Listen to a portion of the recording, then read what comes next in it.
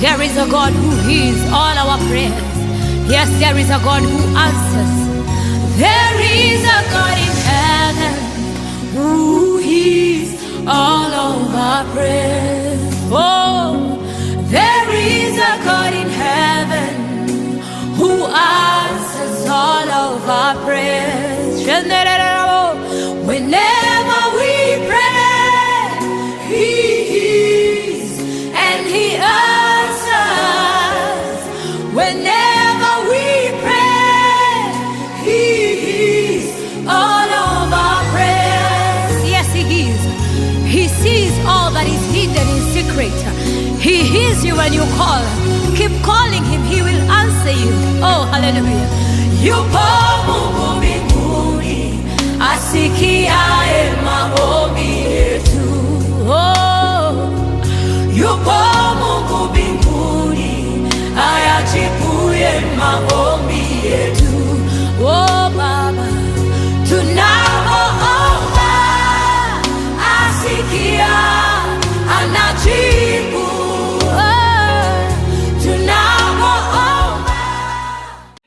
Therefore, please come at once.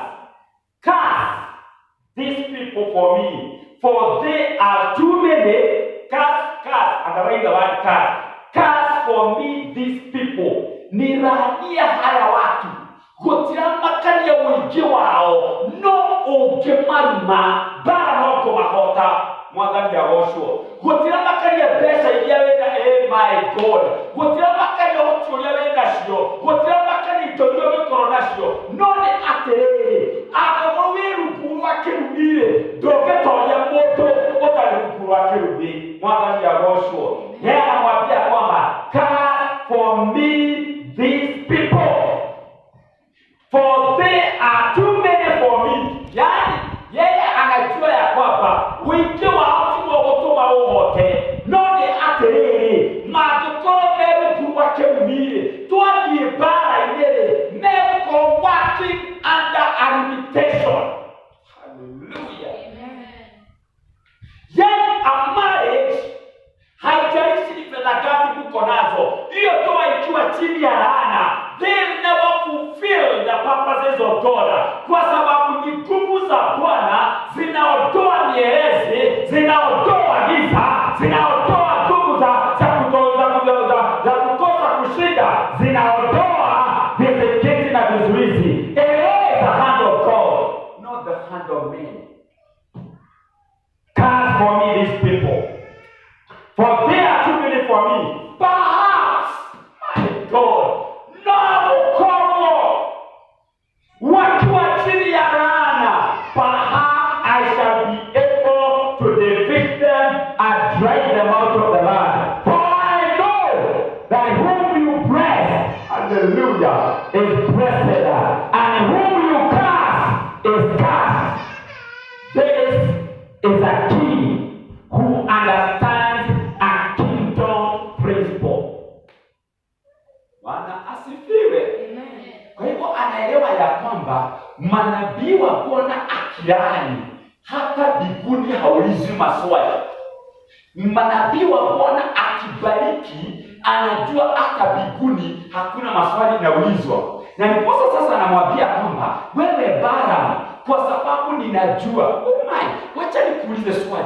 Kwa nini unaona watu wanaenda kwa waganga na wachawi? Kwa sababu wakiona biashara yako inaendelea, sasa wanaenda kwa waganga na wachawi, wanakuja wanaleta hizi kwa biashara yako, kwa sababu ndio biashara ioperate under a curse, ioperate under another force, ioperate under another influence. Nasi tunakuja na Kristo, haleluya, na tunaambiwa ya kwamba tutakanyaga geni na nyoka na haitaweza na kutudhuru, hata tukikunywa sumu haitaweza na kutuua, kwa sababu the God we serve is ready to overcome every forces of darkness in the name of Jesus Christ. Verse 7. So the elders of Moab and the elders of Midian departed with the diviner figure. Yeye hawanajua ya kwamba dhabihu haitolewi bure, wanaenenda na sadaka ya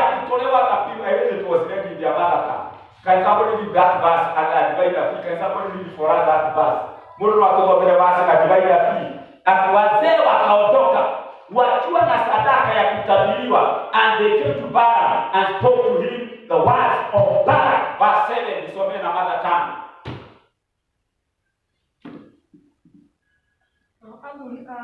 Moabu na Midiani magedi makuete ile ile yao kona sadaka ne ile ile kwa guliro God Almighty kinyao ama ni Kikuyu imesoma vibaya. Kwa hivyo sasa wameenda ona hata si kutabiriwa ni kutolewa Uganda. Kwa hivyo wanaelewa ya kwamba kwa sababu kile anataka kutenda, it is not in accordance to the will of the Father. So remark in Hiliakura, and they came to Balaam and spoke to him, and he said, "Roll here tonight, and be back words with you."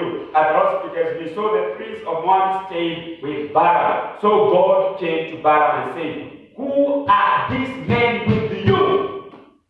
Ni akina nani hao kwa wao? So Balaam said to God, "Balak, the son of Zippor, king of Moab, has sent me, saying, rogue people have come, whatever." And then verse 20.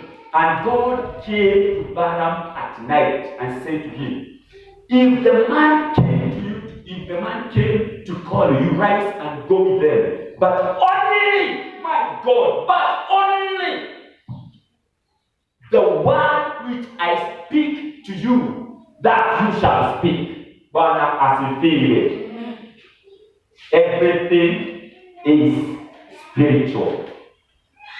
Kushinda uchaguzi Kenya. Wacha tusiende kule hatujui. Kushinda uchaguzi katika taifa la Kenya ni imekuwa ni jambo linafanya watu waende kwa waganga.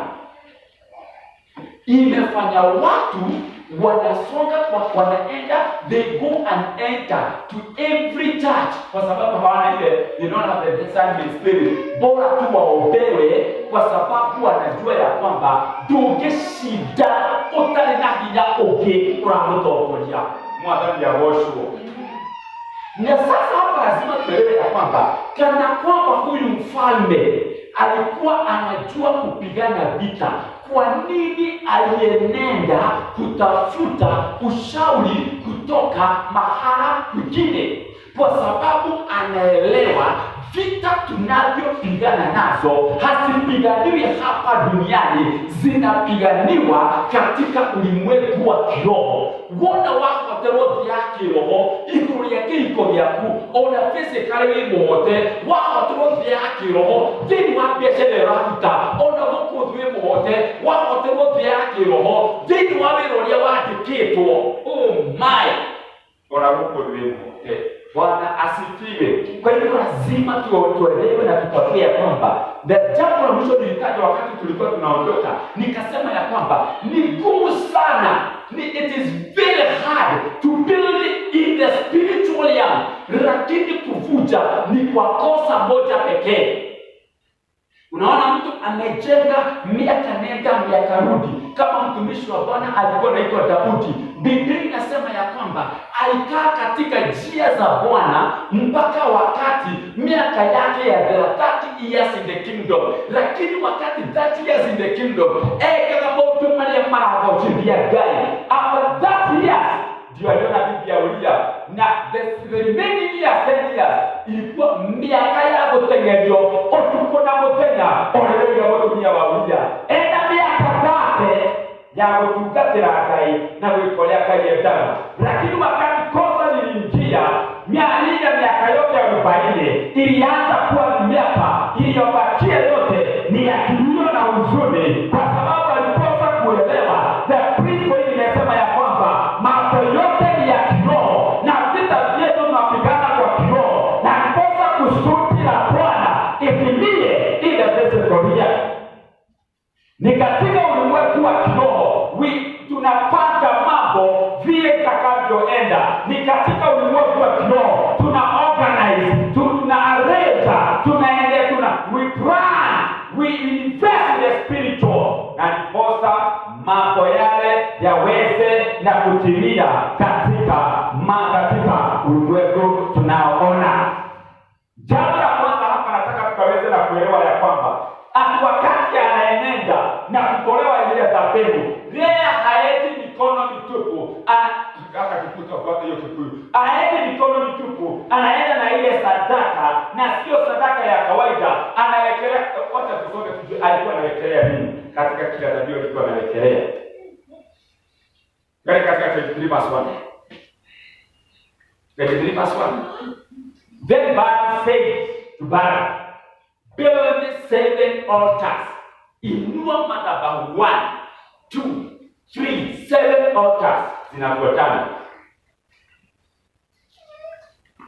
Build 7 altars for me here, and prepare for me 7 bulls and 7 lambs.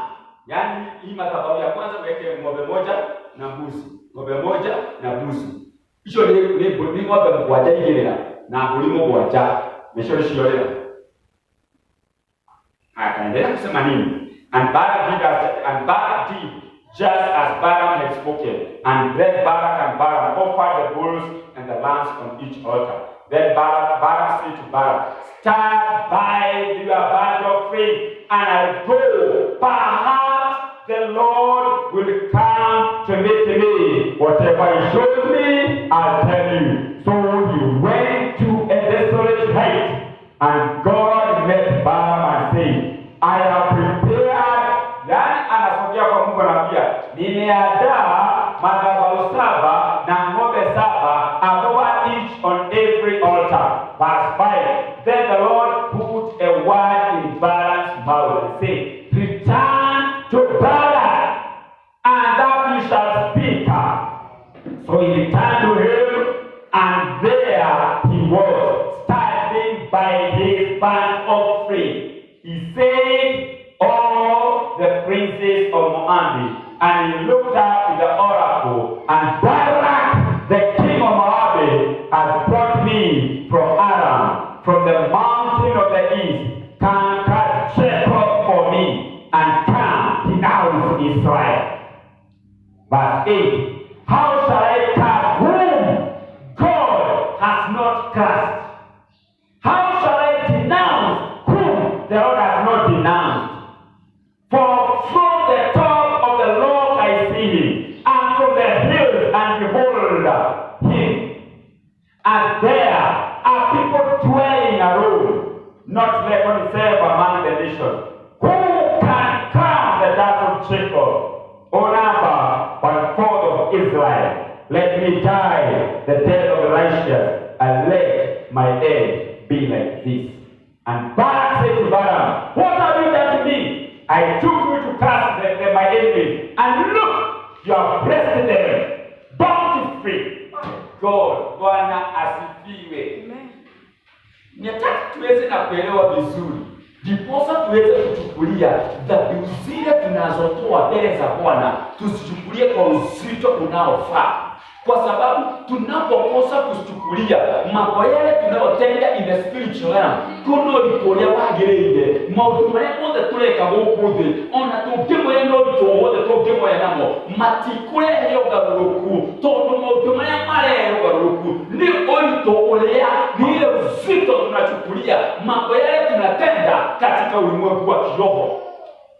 Wakati watoto wanakwenda shule wakisoma, unaona mtoto anaamka saa 9, anaenda na anasoma, na wakati tulikuwa tunasoma, unaamka unaenda go to the shower. Ni maji baridi, unaoga na maji baridi. Ndiposa ukienda katika lecture ama library, hautaweza na kulala, uweze na kusoma masaa kama 2 kabla ya 6. Na hiyo yote tulikuwa tunatenda kwa sababu hatukuwa tuko na ufahamu mwingi wa mambo yale yanatendeka katika ulimwengu wa kiroho. Lakini siku hizi wazazi wameelewa, hata nyakati zile ni shule chache sana walikuwa na prayer day wakati wa exam. Siku hizi imekuwa it is even anchored in the school constitution, kutakuwa na prayer day before an exam. Kwa sababu gani? We realize tunataka nguvu zingine. Ndio nimesoma vizuri, nimeelewa subject zote vizuri, lakini pasipo na ulimwengu to back me, nguvu za Mungu kunisukuma ama kuniinua ama kunishikilia, ndio nitasoma na labda nitapita, lakini yale masomo yote, because it is not anchored in the kingdom of God, haitaweza na kuletea utofauti. Bwana asifiwe. Asabu wakati nilikuwa nimeketi tu hapa siku moja, na sasa mzee mwingine akapita pale, lakini akakuta vile kanisa inafunguliwa within the week na akaingia. So we started speaking the guy, kaanza na kueleza maana ya maana Mungu naweza wakati ulimwengu wa kiroho. Maana za Mungu naweza kutakuwa na kuelewa mambo yote ya kiroho. Akaniambia kwamba tutaanza kuongea. Tutaanza kusoma Biblia. Alikuwa akatulia niketi pale na akatulia. And then when he started speaking, you can see the accent of the American English. Kabla hiyo in America, so yes, I was in America for 12 years. And then Martin somebody in America in 12 years. He invested in a beach hotel in Dar es Salaam, worth 15 million Kenya shillings. And by the time he came, it was taken by the Tanzanian government. So the guy came with nothing. Then he deported back to Kenya, just simply because of just a name. Just a name.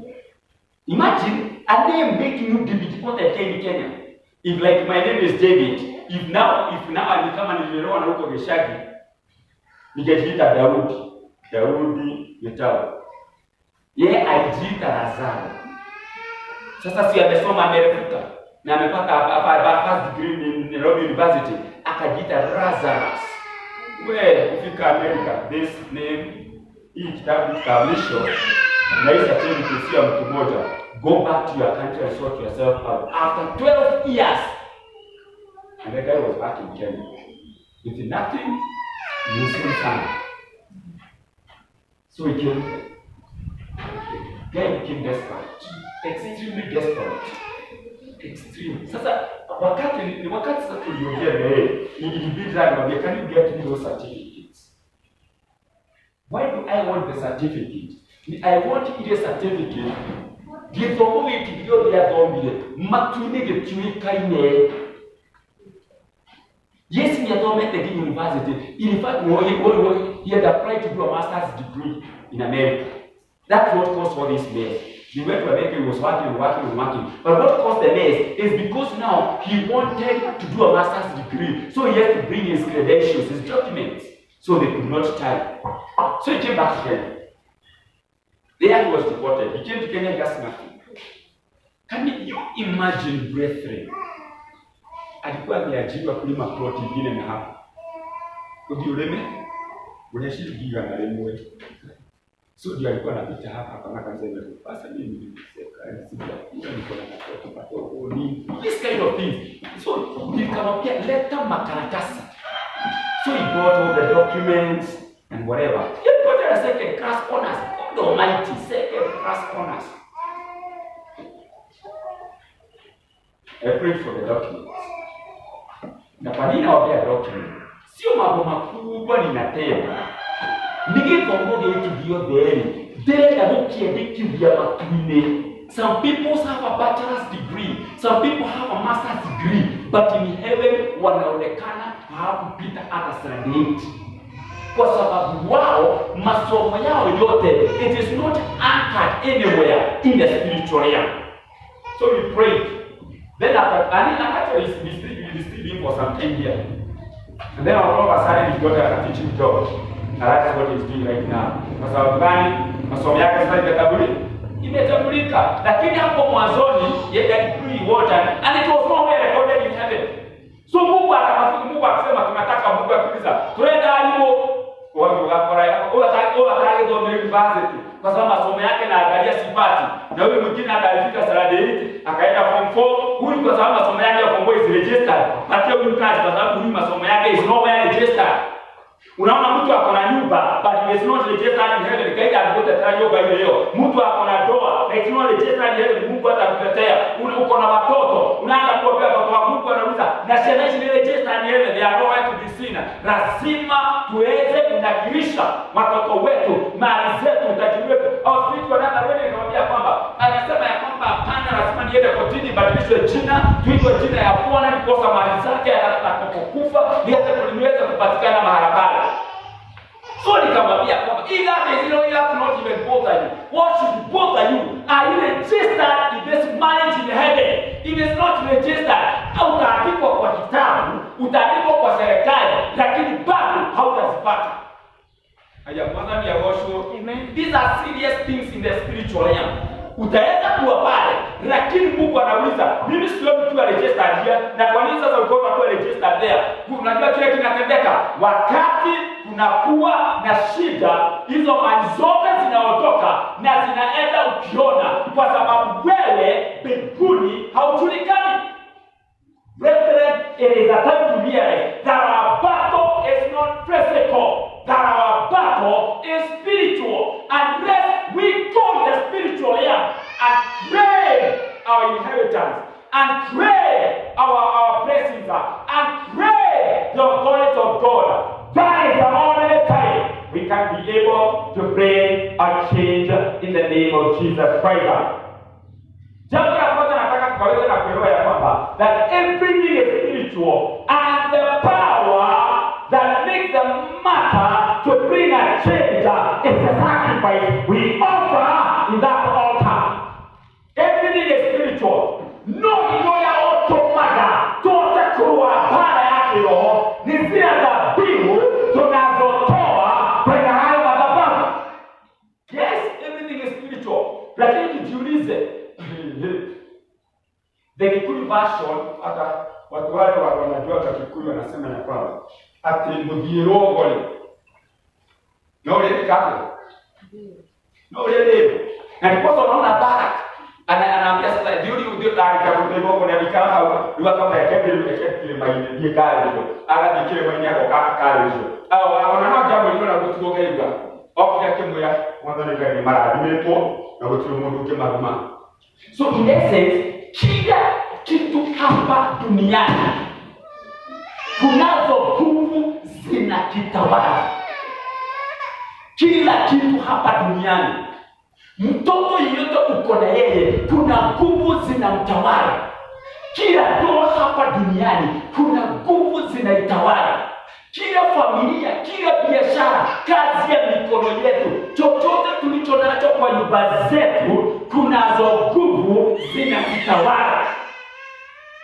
Unless tuingie in the spiritual layer, tuweze kutangaza kile tulicho nacho Bwana nikaweza kurejeshwa katika majina yetu, hapo ndipo tutaweza na kuweza kushinda vita vyetu katika ulimwengu wa kiroho. Na hata huu mwaka wakati kulianza maneno ya corona, wacha nikwambie, kulikuwa na hofu mwingi sana, na hofu ikatandaa dunia kote, mpaka wakapiga borders zote wakapiga, ndege zikakosa kufly. Na kile wanatenda sio kwa sababu huu ugonjwa ni mkali, kile kinafanya wafanye hivyo ni kwa sababu ugonjwa kwanza unaanzia na wale wanasafiri, na wale usafiri ni wale wako na nguvu za kusafiri. Kwa sababu ni adhimu mtu ametoka Mharadi huko Dodoni ataingia ndege aende Amerika kutana na corona na shine. Lakini kwa sababu wao tu wanaona ya kwamba ni hatari, na ndipo wanasema ya kwamba sasa wengine walisema tuwaekewe ndege in every governor's office, and aidha corona hanini waikio ndege hata corona road hospital, kwa sababu anaona agetero na ikaidano ni yakua. Kwa sababu ugonjwa huu haubagui, na wale wanafanya hivyo wote waweze kuwa hatari ni wale well to do, because they believe in the might of money, in the might of resources, in the might of a doctor, in a well-connected person. And I saw it yesterday in a television. One of my family members was speaking with those who saw that valley. I said, I had a good connection. Yeye ni brother yake hospitali. Yeye anapigia minister. Guy, wewe una minister sio bora nini kuhelo nasi wewe hayajui. Yeye anapigia minister. Nataka utume the best. Yani the brother is in a private hospital, lakini anamuuliza minister from government hospital, go and treat my son in a hospital, my brother in a hospital. Na wakati aliona minister amesinzia, unafanya nini? Alipigia ule direct sector of medical services, can you send a doctor from Kenyatta to wherever? To the might of money, good connection, but do not save them. Bwana asifiwe. Kia nasema ya kwamba it is by the might in the spiritual realm tunapigana vita zetu. Ni kuelewa nguvu za kiroho zinafanya namna gani, na wale wako ndani ya kiroho hao peke yao ndio wataweza na kupigana hizo vita. Anaenda anainua madhabahu na anapina, anatoa sadaka mara pale. Na alifanya nini? Alienda mara ya kwanza, hizo ni ng'ombe 7, la pili ng'ombe 7, mpaka madhabahu ya 7, hizo ni ng'ombe 49 na mbuzi 49, tukiongeza yale mambo hasara aliyemega, kwa sababu Mungu alikuwa anasema ya kwamba yule nimebariki hawezi na kulaaniwa, na yule nimeinua hawezi na kushushwa, katika jina la Yesu Kristo. Number 1, na nakutaja hivi nasema tuelewe ya kwamba there is power of a sacrifice in the spiritual realm. Kunazo nguvu ya dhabihu tunazotoa kwenye madhabahu. There is power of sacrifice. Power of sacrifice. Unaona hadi mikono mitupu. Hadi mikono mitupu. Anaenenda na anatoa ng'ombe 7 kwa sababu anajua ya kwamba toko hoya tu kiwogona ni kiaraja ni toko wa sadaka zile zimetolewa mahali pale. Kunazo uwezo wa Bwana, kunazo nguvu za Bwana that emanate kutokana na dhabihu zinazotolewa kutoka madhabahu ya Bwana. Bwana asifiwe. Tujiulize ndugu na dada. Unaona watu wale, unaona watu wale wanaabudu miungu hizi zingine. Na hiyo swali ndio tunasema tujiulize. Watu wale wanaabudu hizi miungu zingine. Hebu angalia utaratibu wao wa kutoa kwenye madhabahu zao. Ni kama ule mtoto wa India. Nakumbuka ile kesi ya mtoto wa India. Mama akapata mapacha. Lakini walikuwa wameambiwa kwao ya kwamba kwa sababu alikuwa Mkristo, ameokoka kwa sababu dini imeingia katika nchi ya India. Lakini kulingana na tamaduni za India, mtoto wa kwanza ama kifungua mimba lazima atolewe miungu zao. Sasa huyu pastor alikuwa anaitwa Rafael Mahmoud. Huyu pastor akiwa kanisani siku moja, kwa sababu anaelewa tamaduni za Wahindi vile wanafanya.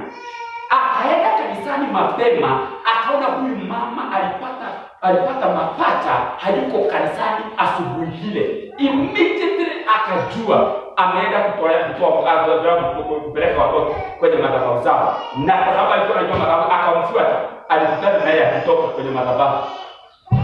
Alikuwaita kwa watu wewe. Alitoka litana na kurudi na pamoja. Sasa kamoja kalikuwa kimete kwa sababu wakati alikuwa anaanza za complication. Na kuna kingine kalikuwa kazima kabisa. So alikuta na kale ka kimete ndio anarudi nao. Akamwambia umefanya nini? Nilikuwa nimeenda kutolea miungu zetu za kabila yetu madhabahu dhabihu. Na lazima mtoto wale wazaliwa kwanza, mtoto lazima au apelekwe kwenye madhabahu ateketezwe. Hapo ni sasa ukatonga. Nilitoa yule alikuwa na afya njema kwa sababu siwezi tolea Mungu wetu kitu kiko na kiwete. Hapo ndio ukimtia la kana yake ndio utakaye yake. Ibaki was better one. Labda hapana. Ukikero akono kinyote kecho shia kule. Ukirutia oyo kyoje. Uyetia ndio ya wewe. Ati hapana. Tikirutia dai wa kwa tendo kuoya na pale shito. Mwana ya kyoje. Yaani wanawekelea kwenye hizo miungu kwa utaratibu na kwa kanuni. Lakini kwa sababu kwa Mungu hakuna mambo inaonekana kama ya kwamba yafuatilii, tuatoa kama kawaida na mazoea. Na iposa nasema ya kwamba kunazo nguvu na uweza wa sadaka zinazotolewa kwenye madhabahu, kwa sababu ni hizo sadaka zinaenenda mbele za Bwana na zinaanza na kunena.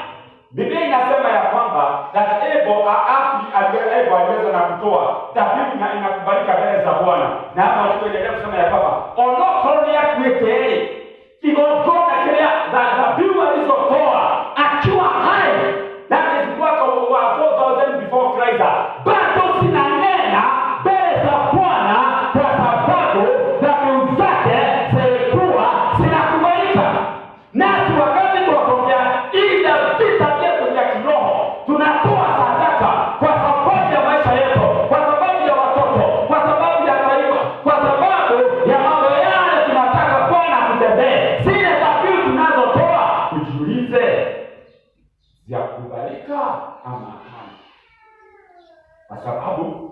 tunapoomba dhabihu zile tunazotoa katika madhabahu ile tumeinua itutetee, zinanena milele daima mbele zake Bwana. Number 2, the motive of the heart determines the kind of breakthrough we get. The motive, yani ile nia niko nayo, the motive of the heart determines the kind of breakthrough nitapokea. Na sasa just imagine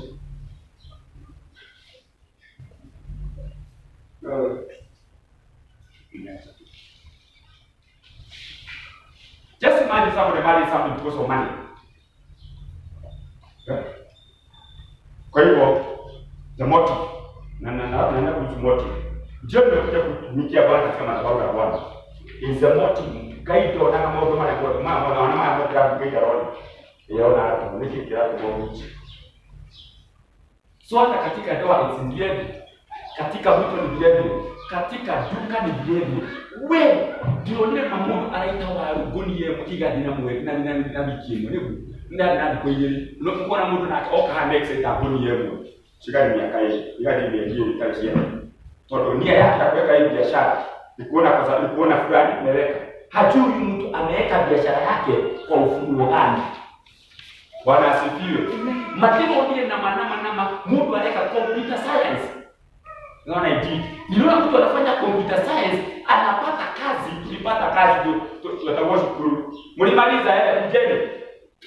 Niliona mtu anafanya computer science anapata kazi kabla mtihani tukelezee. Oh my, nani anafanya computer science huyu hakufanya kwa sababu akona ufunuo wa kile anachotenda, anafanya kwa sababu ya watu wengine.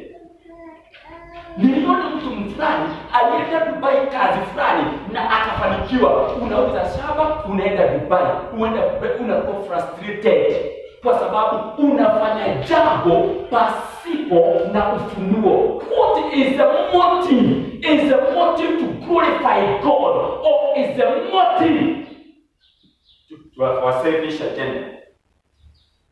Bwana asifiwe. Hiyo ndio mambo yake tunataka kuelewa. Ndio natoa dhabihu. Mungu ninaomba unitetee katika doa. Unataka kutoa katika doa kwa sababu nini? Ni toto ni ndio sio muone. Lakini Mungu anasema ya kwamba angalishi naenda kwenye roho. Mimi nataka unitetee katika doa. Nitimize kusudi lako. No kirumine ya roho. Ni maana nataka kwenye roho. Bwana asifiwe. Nienda ugoreleke iko. Nienda kinenelea wetu wako. Tunawache roho. Mwanzo ni ya Bosho. Toro inaweza ndoka ndio lecho. Popo kenyo ni keke bila tulio tokeka wacha hapa gari. Mwanzo ni ya Bosho. Kwa hivyo sasa ndio mambo ya sasa hivi tuelewe. What is the motive of my heart? Wakati natoa dhabihu, wakati naenda mbele za Bwana, Mungu wangu nataka uweze kuwa na amani. Nataka uweze kuwa na mambo ibadilike. Nataka biashara fulani, nataka kazi fulani, nataka mtoto wa msichana. Wewe, mtoto wa msichana. Ama unataka mtoto wa kijana kwa sababu na wasichana wengi. Kwa sababu una mwana. Mtumishi wa Bwana tulikuwa na mtu mwingine. Mtumishi wa Bwana yeye alikuwa anaitwa Hana. Alikuwa anasonga mbele za Bwana kwa sababu nini? Alikuwa ananyorolio. Kwa sababu ananyorolio. Kwa adiaga o ahero mwana no gaitari na mwana ala dugata mwadhani ya Joshua. What was the motive of Hana? The motive ni kwenda kinyoroli. Na gishonoko ni todo dali mwana no kai karona gishonoko na darona kinyoroli kai arona kiria enda weka vini wa Mungu wajua kuya na mutoleo wa mwana ushara kerelia mwadhani ya Joshua. Kwa tukinyoroli tulia kwa marauga tulia kwa bokerige tulia kwa melanyoga eleza nitieteleka kiko ile kila roke kila hekai ona kama Mungu wajua kila roho wa Jehova nitieteleka kutombea science ndio karo kwa Jehova Mungu wajua nitieteleka kuiga biashara tutoaka maru tutoaka roho tutoa ndio karo motolea watu kwa sababu baba hapa yule. Bwana asifiwe. Tusiwe tunafanya mambo Kwa sababu kufanya mambo kwa sababu ya kina fulani. Kwa sababu Mungu anasema ya kwamba huwa hana haja na mimi. Huyo hana haja na kuleta utofauti wa Mungu hapa duniani. Hana haja na kunitumikia. Lakini sasa angalia mtumishi wa Bwana alikuwa anaitwa William Colgate. Yeye alianza biashara ikafilisika kwa sababu haja yake ni kufanya kampuni itoe sabuni na ilete dawa ya meno kwa sababu ako na ujuzi na ako na maarifa. But that is not the plan of God. Ngai aurate rĩrĩ ndĩrenda mũndũ tũkũruta biashara nake ndĩmĩandĩkithie gũkũ matu-inĩ nĩgetha kĩndũ kĩrĩa gĩothe arendagia kagocwo na gatĩo. Mwathani agocwo. Na William Colgate wakati alisogea na akapatikana, na hata na sasa Mungu ako na kampuni mingi sana. Ako employed. Oh my. When you do that right, ukianza kufikiria mambo kama hayo, mwathani ndarĩhĩte angĩthomithia mwana kuma Saturday 1 nginya Saturday 8 atũre ũrũraga. Ngai nĩagĩcigũteaga. Aliambia mitume nĩmwahũna, nĩtwahũna. Othe tũmaciogo tũciĩkĩrwo haha. Rĩu ira kũmũteage na kũmapana ciothe ciĩkĩrwo haha tondũ nĩ nginyagia cia gũteaga. Marĩkia magĩkĩra ikũbika ikũmi na igĩrĩ angĩra Petero inũkia kĩu na Yesu inũkia kĩu na tondũ gũtirĩ kĩndũ gĩa gũteanga. Ngai ndarĩ mbeca cia gũteanga athomithie mwana all the way to university acoke mũndũ ũcio ambie kũrũra. That is not the will of the Father. Hallelujah. What is the motive? What's the motive of doing that course? To make good money. Oh my. What is the motive? To make money. Bwana asifiwe. Imagine sasa I was supposed to do a bachelor of education, but yet at negative. You can be a teacher. I was supposed to be a negative. I was supposed to report in 1993. April. As them was supposed to report to be bachelor of education in Egerton University. So now, kile hapa kilifanya nisiende Egerton. My brother was also in Egerton. He was doing BA agriculture business management. He was doing an agricultural course or something. So now nikaona sasa mzazi ameshindwa kulipia yule kwa sababu 18 walianza kulipa university before then hawakuwa wanalipa. Nimeshindwa kulipia yule na sasa mimi niko hapa. Na niko na opportunity ya kufanya computer science. Nilifanya computer science kwa sababu nimeona nikienda university nitaenda university.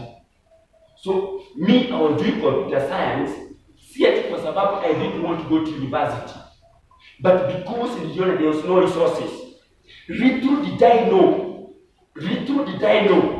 even the computer science haitakuwa ikinisaidia in the right that God is calling me. Bwana asifiwe.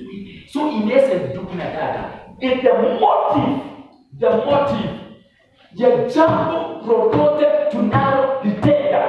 Na kwa sababu unaona anaambia kwamba wewe bara ujue ya kwamba mimi sijali ile baraka anasema, lakini umwambie kile nimesema. Bwana asifiwe. Kwa hivyo ndugu na dada, nia yako ya kuambia hiyo ploti uko, nia yako ya kupata hizo boga umepata, nia yako ya kuweka hiyo biashara, nia yako ya kuoleka kule umeoleka, nia yako ya kuwa ile ulioa ni gani? If it is not aligned, isipo ezekwa kwenye utaratibu wa Mungu na kwenye mpango wa Mungu, oh my, ni kazi nzuri. Utapata pesa, ndio itaweza kuwa na amani, lakini haitatimiza kusudi la Bwana. Ukifika ndio unauliza Yesu, ulikuwa duniani tulikuwa tunaishi vizuri na Bwana yangu. Alikuwa na mbele, alinulia gari, nifanya lakini lakini mimi nilikutuma duniani kufanya nini? Mimi hata sijui nilikuwa nafikiri nikulea watoto. Hapana, hata Yesu alikuwa na watoto na alitimiza kusudi lake. So kama Yesu kama ni watoto, Kristo alikuwa anaenda jehanamu kwa sababu hakupata hivi. Kwa nini sasa mimi alikuwa nafikiri ndio? Hapana, kuna kitu tutaenda kujibu mbele za Bwana. Na ndipo sasa nauliza kile tunachotenda, is it anchored in the principles and the word of God? Number 3. The next thing we got to ask is the agenda of God, our business. Is our business the agenda of God? And when I mean business, is not ile biashara kuuza na nini. Kuongea kwangu, kunena kwangu. Pesa zile niko nazo. Watoto wale, is it the business of the Father? Is my business the agenda of God? Because if it's not the agenda of God, we'll be like Paul fighting against the gods. Sindio aliambiwa na Mungu. Yesu alimtokea kumwambia Paul, why are you persecuting me? Why are you fighting against the gods? You can't. Let us understand the business.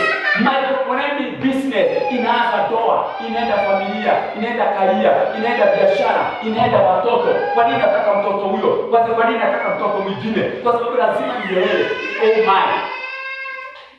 Sasa these are relatives. Go and ask Mary. Ukifika mbinguni ule atakuwa karibu na Mary kwa sababu tutamkuta huko. Mary atakuwa ule atakuwa karibu na Mary amuulize.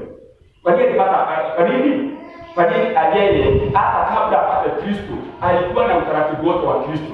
Atutapata mtoto na ataitwa Jesus na huyo mtoto atakuwa savior. Kwa hiyo hata yakipata ule mtoto tayari mamlaka na tabia zake zinajua kuwa mighty. So na hata akipata mtoto, this kid is the agenda of God.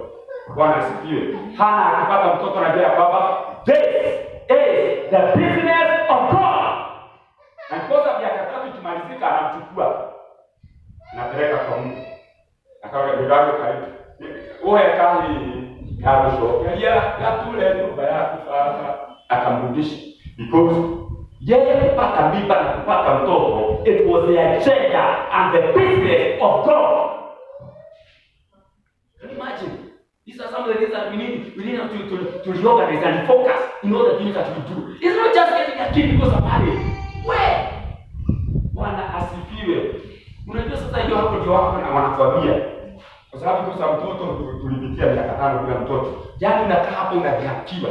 Unanelewa mabaya. Unanelewa. Wewe kali leo unanelewa mabaya na unanelwa na watu wanapita maskini nasikia unanelwa. But little they know, we are not just getting a kid. We are not just getting a kid. Because when you get the chapati ndio wanarekeshana. Chapati ndio wanarekeshana. Ila? Ndio ngapi? Dakika ndio ile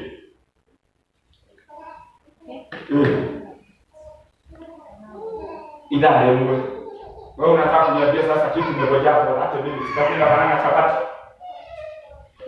Brethren, you got to understand that whatever I do is the business of the Father. It's the business of the Father. This kid I'm getting is the business of the Father. This business I'm putting is the business of the Father. This marriage I am in is the business of the Father. Ya washo ndio ndio mtaka biashara tulia kweli. God is watching. Ukiuza kama yule mama nilimwambia anayetoa gunia ya sukari kwa sababu it was business of the Father na ameanza corruption, deceit and evil. Brethren, let us understand lolote tunalotenda, it is the business of the Father. Kuongea kwangu is the business of the Father. I'll give an account. Kunena kwangu, kuomba kwangu, lolote ninalotenda nje na ndani ya nyumba ya Bwana, it's the business of the Father. I shall give an account. At the end of the year, the government demands an account. Serikali ya Kenya ikuna kufanya audit. Ndio. Audit. Unafanya audit, unaambia sasa umepata milioni 1. Tax ni 30,000. Wekelea hapo. That is the government of Kenya. The same thing in the kingdom of God. The same thing in the spiritual. Kwa sababu biashara zetu ni za kiroho, familia zetu ni za kiroho, kunena kwetu ni kwa kiroho, ndoa zetu na familia, everything is a spiritual. We shall give an account. Kwa nini uliwaza hili? Kwa nini ulitenda yale? Kwa nini ulizungumzia ile fulani hivyo? Kwa nini ulifanya vile? Kwa nini unatenda yale? Kwa sababu we shall give an account. Kwa ibadi kujiuliza, kwa nini unaona kama hapo? Useme ni na nani mama wewe mmoja ni pesa wote. Hiyo ni nyimbo zake. Ndio kwende teteo tukiendelea. Ngati ni pesa wote. Kwa vile ndio wako Mungu anajua. Wewe uliona wale kubwa. Unajua mtu anakudanganya inasema ya kwamba ate mundu araje shugoshi imwe no shugoshikandwa obara yali wedete no tuwedete ni wale ya roho afatu wale. That is the truth. Hii nakupenda sana no wale roho.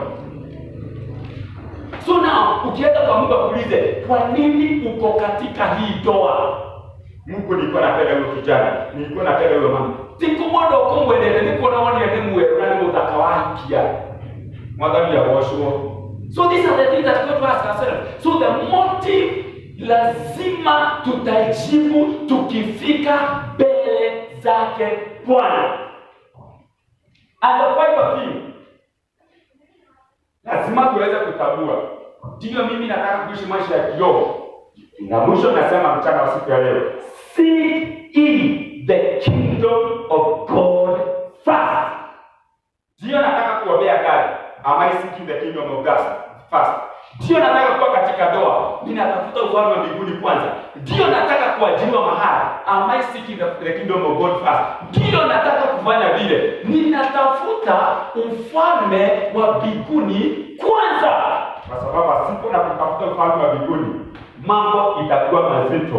Kwa sababu Mungu anauliza, "Nie kirokiraha thĩinĩ wa kĩhiko gĩkĩ? Nie kirokiraha thĩinĩ wa biacara ĩno? Nie ndĩrakarĩrwo ha thĩinĩ wa mwana ũyũ?" It is dangerous.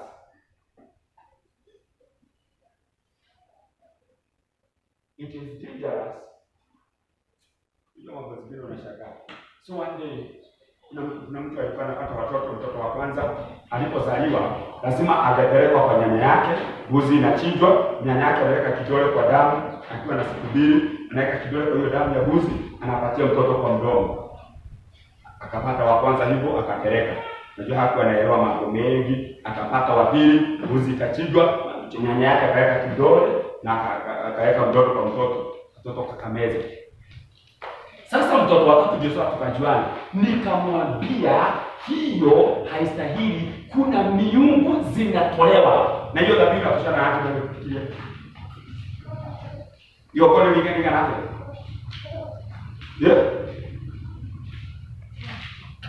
Igo bona lura atoma hapo yeka napoli. Lakini itatali mareka tageti ni yeki bora atingira takameka nini? Ni poli yetu ego haria dakame ikiro da fuli aitie kiera kana kasha ndio itone moja pekee boli yoko na ile kuruta boli ngana hapo hiyo ko heka iba hapo na takame ila ndio ile itakali limwe no hiyo bona ile kuruta boli ndio ile pekee. So ilese nikamwambia hapana, na akapata katoto katuna na actually mtoto tulisiguana sana kwa sababu mtoto alikuwa nje hospitali mara mingi sana. Paka lazima nikienda hospitali haikuwa huko. Huko huko sasa kufikiria mtoto wangu. Nani mtoto mdogo hapo mmoja. Hapo na mtoto watatu wao kuna wawili hapo. So lazima nikienda hospitali nikaenda nikasema nikakafika kamera hii spike gas pipes. Kamera hiyo kitu. Nikasikia madhabahu zilitolewa za kimila na desturi. Na zinataka ziweze kuwezekwa katika mtoto. I cancel them. Na huyu mtoto sio kuongea tena. Mtoto sasa tunasema anaenda sawa. Bwana asifiwe. Amen. Ndipo tunasema ya kwamba nini watu wanapoyole birokea. That is the question. Ndipo unaona watoto tunaleta kwenye madhabahu. Nienda aigirire mshauri mtoleo wako anosho. Na ndipo unaona tunatoa sadaka zetu kwa na kutoka biashara zetu. Aigirire mtoleo hito.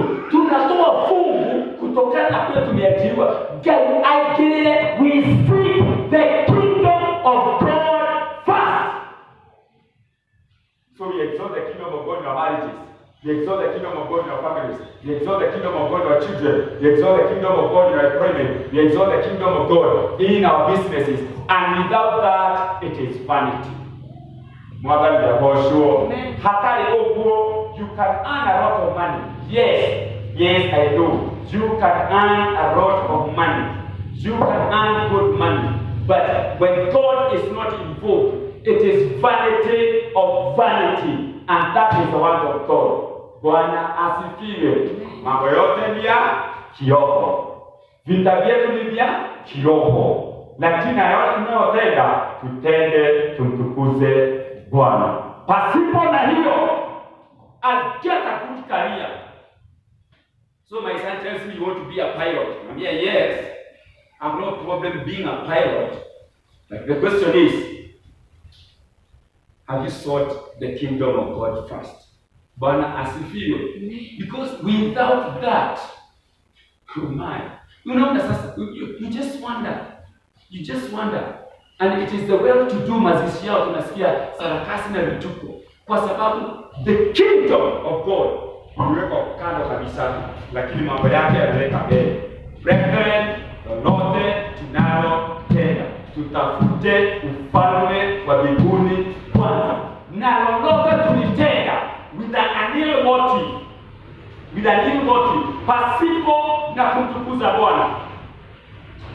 Ni wakati mzuri tunaanza kuabudu, wakati wa kutubu. Bwana asifiwe. Amen. Kwa sababu pasipo na Mungu katika lolote tunalotenda, hatutaleta utofauti wa kiungu na tutafanya Mungu atukuje. Tusimame na miguu yetu.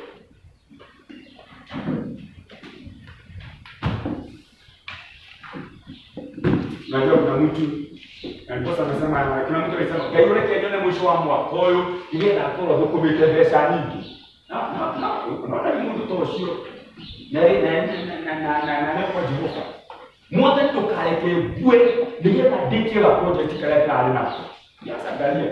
Badala tukuze Mungu, yeye ana project kake.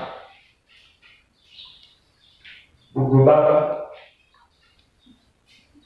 umekuja mbele zako, utufanye jinsi wewe.